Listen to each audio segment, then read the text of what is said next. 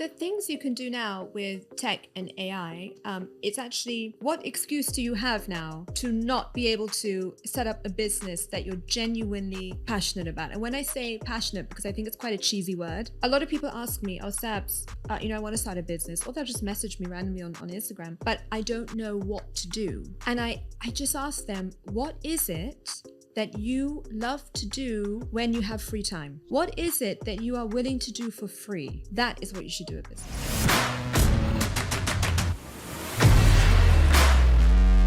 How long have you been using AI for? 2 years. Wow, long time. Yeah, I can't live without AI.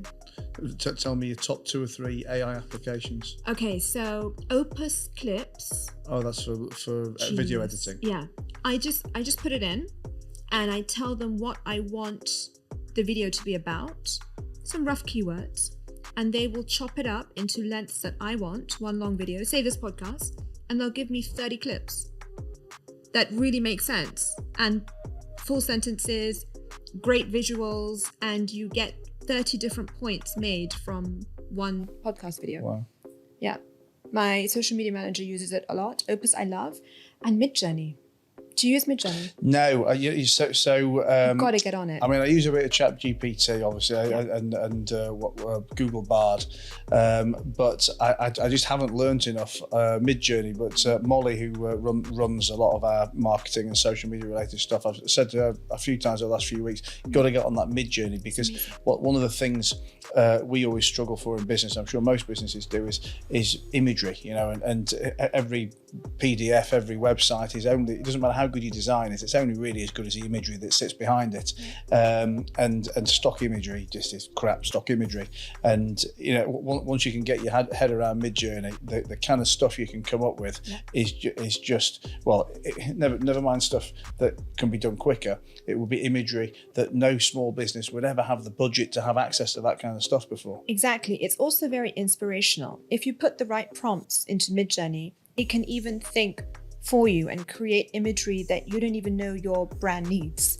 So that was one of the websites we used to create this company in under £50,000. Oh, really? Midjourney. I created our logo on there, all the artwork, and even the packaging files, all on Midjourney. And if you contact a graphic designer, they are about 100 times the price of what we paid on Midjourney. I really mean it, 100 times the price of what you pay on Midjourney. You just have to know the right prompts. When you pay on Midjourney, do you have to pay for like a subscription? Per search, per download, you pay the tiniest fee. Right. Like a fraction of a dollar or something. I use something called Autopilot. Have you come across that? No. So that it's an AI transcription tool. Oh, nice. That links into your Zoom. So somehow I've got it set up in my Gmail. So anytime I set up Zoom calls, this Autopilot arrives in the meeting. That means we can no longer do Zoom calls. Well, you can see it, Sarah. You can prompt me to remove it for you.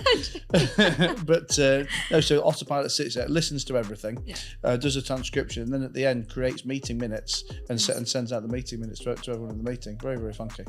The things you can do now with tech and AI, it's actually, what excuse do you have now to not be able to set up a business that you're genuinely passionate about? And when I say passionate, because I think it's quite a cheesy word, a lot of people ask me, oh, Sabs, I want to start a business, or they'll just message me randomly on Instagram, but I don't know what to do.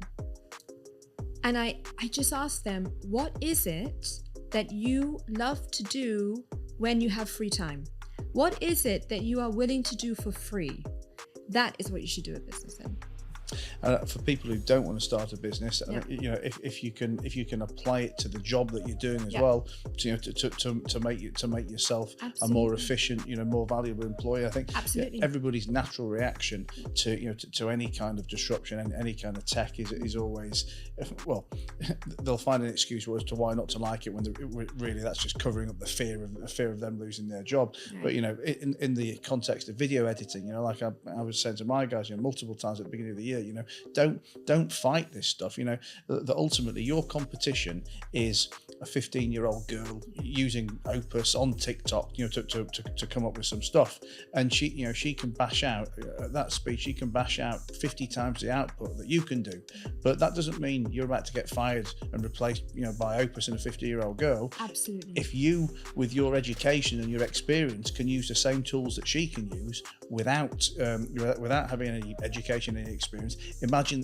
the output that you can do, and all of a sudden, rather than you just being Joe Blogg's video editor doing two or three edits a week, you can be Steven Spielberg overnight and make yourself much more valuable. Yeah.